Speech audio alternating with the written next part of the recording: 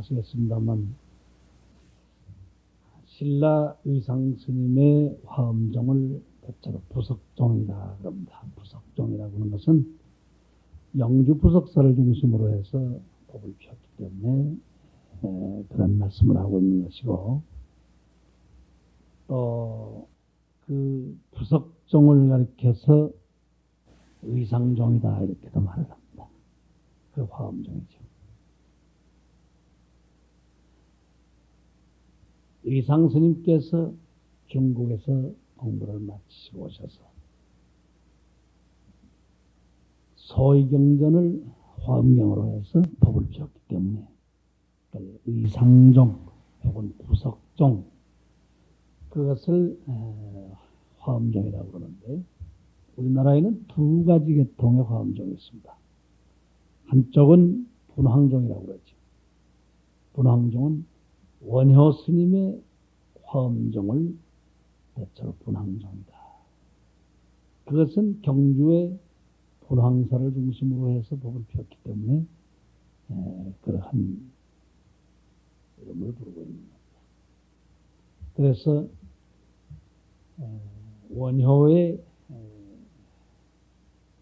화엄종, 또 의상스님의 화엄종, 이 두 가지 계통이 있는데,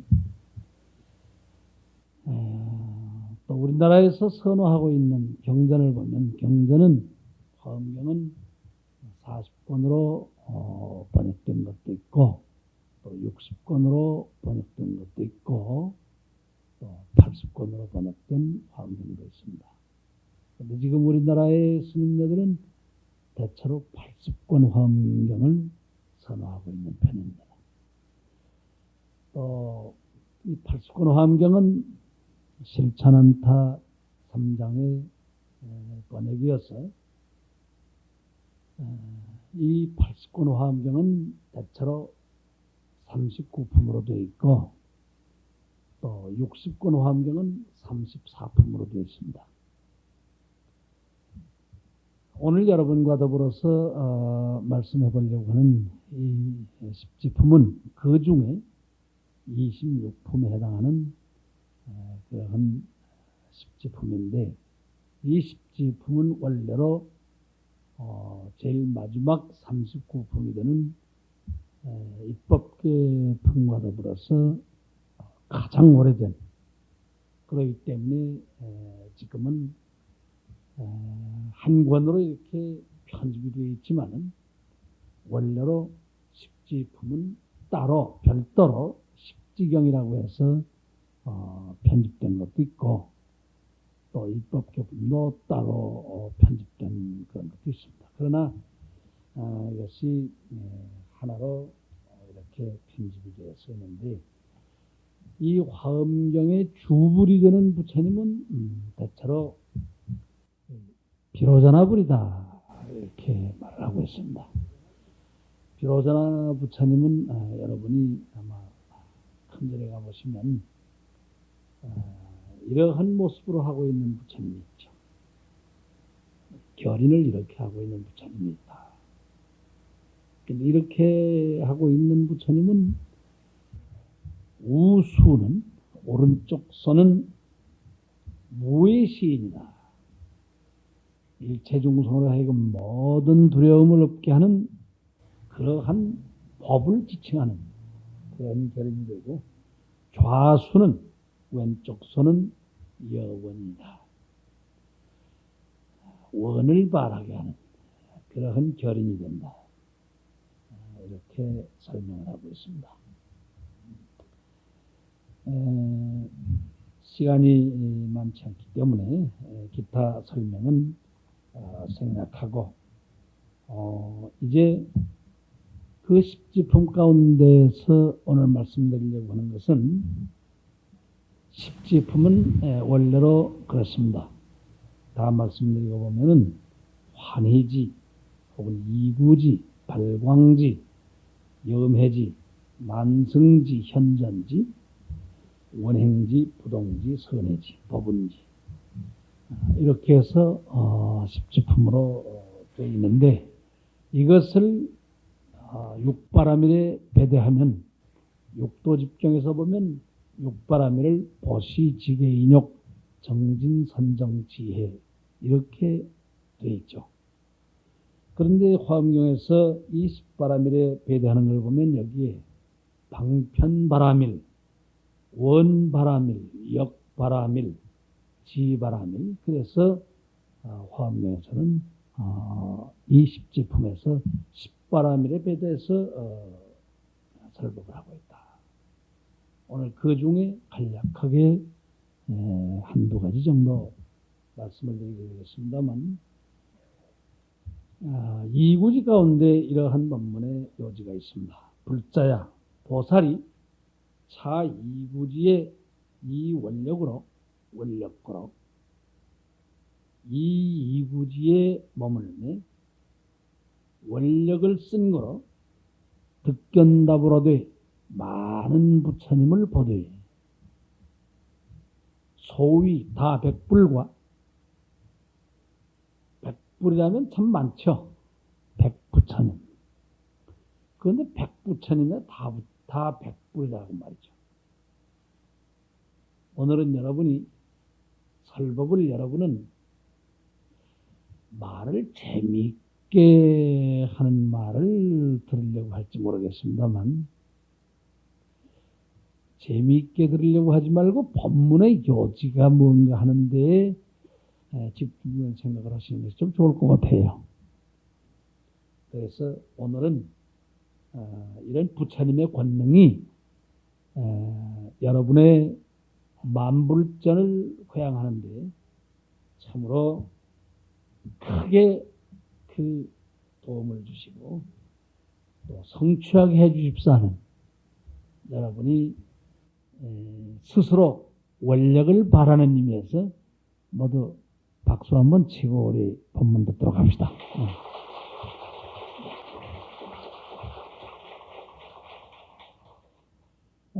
모든 부처님이 가호가 있어서 만불전은 반드시 이루어질 것이고 또 주지스님을 중심으로 해서 여러분은 한 마음이 돼서 반드시 이루어지라고 기대해 맞았습니다.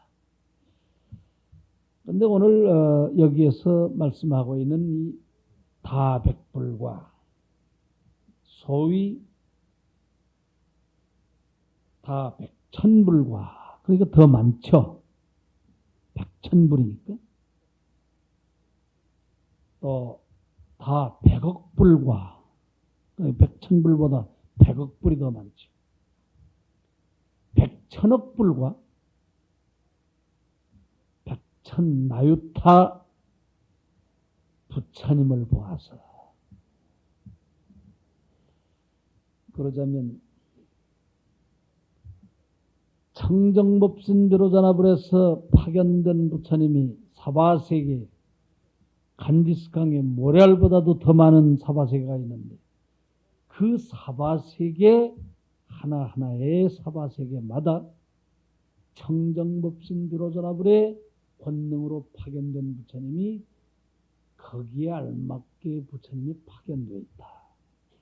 그 중에 우리 살고 있는 사바 중생을 구제하기 위해서 오신 분이 바로 서가모니 부처님이시죠. 그렇다면 그 부처님만 계시는 것이 아니라 이렇게 백천나유타 부처님이 계시다고 하면 우리는 세세 생성을 두고 부처님께 예배해도 다 할 수가 없고 이 몸이 다 하고 번뇌가 다 하고 우리의 원력이 다 할 때까지 다 하려면 세세 생성을 두고 다 해도 다 할 수가 없다.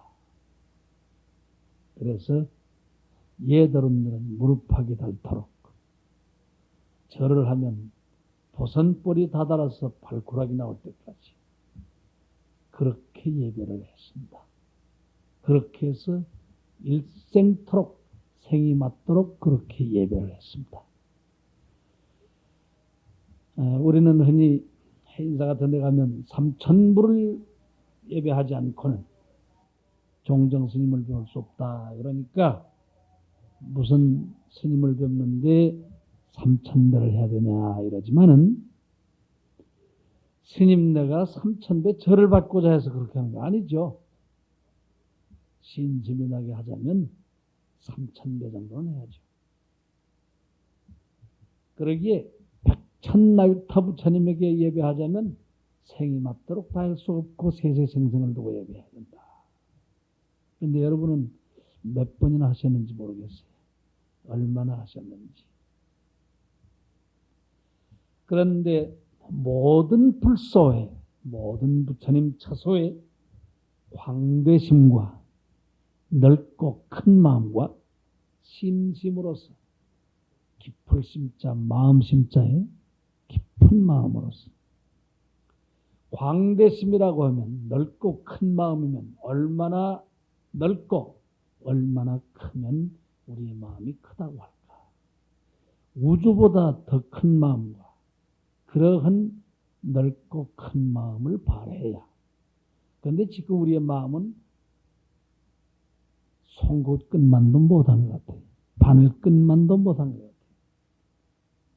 그저 아침에 남편이 출근하면서 고가운 소리 한마디만 해도 그게 그만 딱 걸려서 물 한 방울도 소화시키기 어렵고 밥 한 숟갈을 먹어도 얹히고 하는 거 보면 우리의 마음은 어지간히는 좁은 것 같아요. 넓고 큰 마음을 쓰기는 그렇게 참 어렵다. 광대심을 발해야 된다. 광대심과 심심으로서 우리의 마음은 얼마나 깊은 마음을 쓰고 있는가. 그런 말이죠. 접신물보다는 아마도 세숫대야의 물이 깊을 것이고 그보다는 한강물이 깊을 것이고 그보다는 태평양 바다가 깊을 겁니다. 그러므로 우리의 마음이 깊기로 말하면 이 우주를 꿰뚫어서 볼 수 있는 정도의 그러한 깊은 마음을 써야 되지 않겠는가. 그럼으로써 남을 용서할 수 있고 이해할 수 있고 이 세상의 이치를 두루 우리가 섭렵하자면 그러한 정도의 넓고 큰 마음과 그러한 깊은 마음을 가지지 않고는 이 세상을 살아가기가 참 어렵다. 그런 마음으로서 공경 존중하고 부처님을 우러러 받들되 이 세상 사람을 다 부처님을 우러러 받들듯 나 이외의 모든 사람을 그렇게 받들겠습니다 하는 사원이 없이는 안 됩니다. 그러기에 성사공양하며 부처님을 받들어 공양하되 부모님과 형제와 이웃과 나 이외의 모든 종생 세간에 함께 살아가고 있는 모든 이에게 공경 존중하고 성사 공양해서 의복 음식과 와구 의약과 일체 자생을 실개봉사하며 다 베풀며 여러분이 인생 일대를 산다 그러면 몇 년을 일대라고 그럽니까? 우리가 인생 일대를 산다 그러죠? 몇 년을 일대라고 그래요? 에? 30년을 일대라고 합니다. 그러니까 60년을 산다 그러자면 2대를 사는 거예요. 적어도 사람이 초기에 30년 동안은 남의 신세를 지고 살지만은 나머지 30년은 은혜를 갚으면서 우리가 살아야 합니다. 어떻게 60년을 몽땅 남의 신체만 지고 살 수 있나요? 초기에 30년 동안은 부모와 형제와 이웃과 모든 사람에게 은혜를 지고 살지만은 나머지 30년은 그 30년 동안의 지은 은혜를 다 갚으면서 사는 그런 인생을 우리는 배워야 하겠다. 이렇게 생각합니다. 지금 여러분은 무엇을 남에게 베풀었나요? 과연 나는 타인에게 무엇을 베풀었는가 한번 생각해 볼 필요가 있습니다. 또한 일체 중승에게 모든 스님네들에게 공양해서 2차 선근으로 이와 같은 선근으로서 안욕따라 삼약삼보리에 회항하여 환회 위 없는 거룩한 정등정각에 회항하며 부처님과 가지런한 그러한 모습으로 회항하며 제불소의 모든 부처님 처소의 존중심으로서 십선도법을 수행하며 십선도법을 수행한다고 하는 것은 여기에서는 받을 숫자를 썼습니다. 닦을 숫자가 아니라 그런 행을 받아서 십선도법을 수행한다고 하는 것은 시박지심을 뒤집으면 우리는 십선도라고 합니다. 시박지심을 뒤집는다고 하는 것은 설도, 음망, 기여, 양설, 악구, 탐진, 사견 그러면 그걸 십악이라 그러죠. 10가지 악을 짓지 말아라 그러는데 10가지 악을 나는 짓지 않았다고 생각해서 수행하는 사람을 그걸 소승불교라 이렇게 말합니다. 그걸 소승불교라. 그러나 십선도, 시박지심을 뒤집어서 십선도를 행하면 그걸 대승십선이라 그래요. 그러니까 나는 설정하지 않았다. 그러면 죄가 없느냐? 죄가 없는 게 아니죠. 설정하지 않았다고만 해서는 안 됩니다. 그렇기 때문에 소승이에요. 교육 원리가 소극적이다 그래 너무. 적극적인 교육 원리가 되자면 어떠냐? 방생을 해야 합니다. 방생이 뭐냐? 생명을 놓아주는 거 아니에요? 방생 중에 최고의 방생이 뭐냐? 병든 자를 위하여 간호하는 방법이 그 병든 자를 위해서 간병하는 것처럼 위대한 방생이 없다 그랬습니다. 그런데 한국 불교는 때로는 미꾸라지 방생만 하고 거북이 자라만 냈다 방생하고 그러니까 동대문시장 남대문시장에 지금 사다가 방생하라고 잔뜩 잡아놓고 있습니다. 지금 어떤 스님은 저보고 그래요. 춘천에 방생을 하러 가기 위해서 신도들을 이끌고 한번 방생하러 가자면 수십 차에 수백 명을 싣고 가야 되니까 미리 가서 답사해 두는 것이 좋겠다.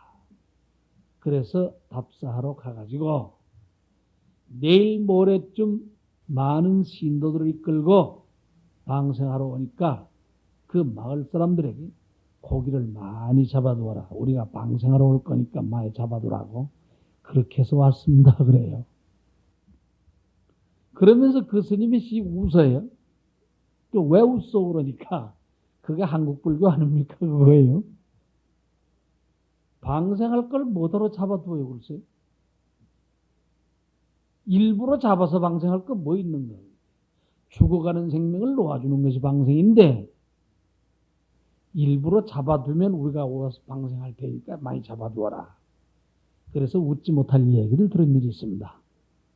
그래서 그 스님도 자꾸 웃어요. 어이가 없어서 그런 거죠. 그런데 이 십선도법이라고는 그런 거죠. 살생하지 말아라 하는 것이 아니라 방생해라. 훔치지 말아라 하는 것이 아니라 자꾸 베풀어라. 주어라. 그런데 우리는 무엇을 타인에게 베풀었는가? 하늘에 떠있는 태양은 우리에게 따사로운 기운을 주어서 생명이 살아나게 하고 맑은 공기가 나를 호흡하게 하고 화단에 피어있는 꽃이 기쁨을 주어서 우리는 대자연과 더불어서 기쁨을 누리고 살지만은 나는 그러한 대자연에게 나 이외의 모든 대상을 향해서 무엇을 베풀었는가 한번 생각해 볼 필요가 있습니다. 그렇기 때문에 간음하지 말고 정절을 가지고 살아라. 청렴하게 살아라. 시대가 흐르면서 정들이 없어지고 있다. 그래서 요즘은 의처증이 많고 이부증이 많습니다. 점심때가 되면 전화를 걸어서 혹시 미스김하고 점심 먹으러 가지 않았을까? 집에다 전화를 걸어서 오늘은 어디 가서 무슨 망할 짓을 하고 다니고 있을까? 서로 근심스럽죠? 의심이 많죠? 요새 무슨 300만 원짜리 골프채를 던지고 아랫도리를 홀랑 집에다 벗어놓고 그리고서 그 규칙 하나 모르는 골프채를 미고 그리고서 이상스러운 모습으로 방황하고 있는 지금 이 세상에 그런 사람들이 많습니다. 여자뿐만 그런 것이 아니라 남자도 제 처지에 맞지 않는 그런 짓 많이 하고 다니죠. 이게 다 뭐냐?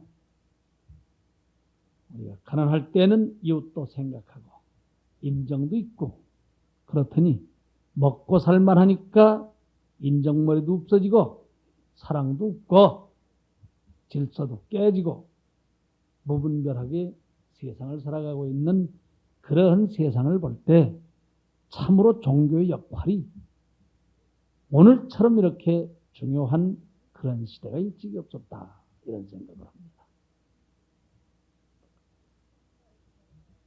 거짓을 말하지 말아라 그러는데 우리는 거짓을 말하지 않는 것이 아니라 진실을 말해야 하는 겁니다.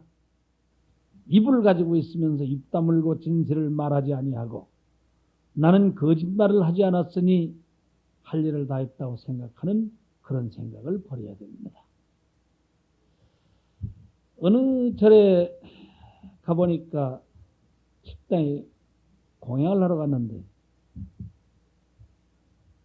그 밥을 좀 달라고 그러니까 대답을 안 해요, 보살이. 들은 척도 안 해요. 왜 그러냐? 그러니까 옆 사람한테 물어봤더니 저 보살은 무건을 하기 때문에 말을 안 한다고. 그 말을 안 하자니까 들은 척도 안 해야 되겠죠. 3년 동안 무건을 했대요. 3년 동안.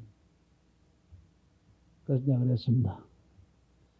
무건이라고 하는 것은 할 말을 반드시 하고 아니할 말을 아니하는 것이 무건이지 입을 가지고 있으면서 다물고 있는 것은 벙어리와 같은 것이다.